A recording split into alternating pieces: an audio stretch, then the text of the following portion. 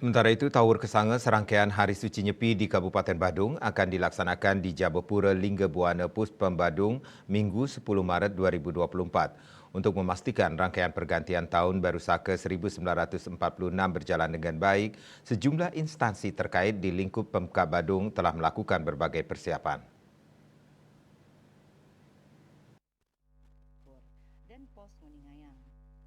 Dinas Komunikasi Informatika Diskominfo, Dinas Kebudayaan Disput, Dinas Perhubungan Dishub, dan Kesbang Polinmas Badung bersinergi agar rangkaian Nyepi yang beriringan dengan Hari Raya Kuningan ini berjalan lancar.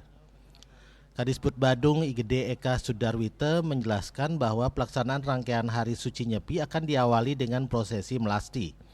Kemudian dilanjutkan dengan upacara Tawur Kesange, ngerupuk, dan Nyepi.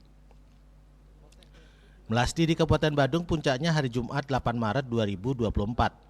Ada 4 titik pantai yang menjadi pusat melasti di Badung, yaitu Pantai Seseh, Pantai Batu Bolong, Pantai Peti Tenget, dan Pantai Kute. Kemudian sejumlah desa juga ada yang melasti di Beji, desa setempat.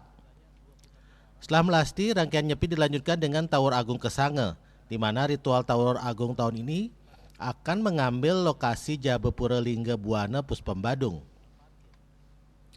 Tawur Agung akan dipuput oleh 7 sulinggi sebagai perwakilan umat Hindu di Gumi Keris. Tawur ini akan dilanjutkan di tingkat kecamatan, desa, hingga Banjar. Tawur ini akan dilanjutkan di tingkat kecamatan, desa, hingga Banjar.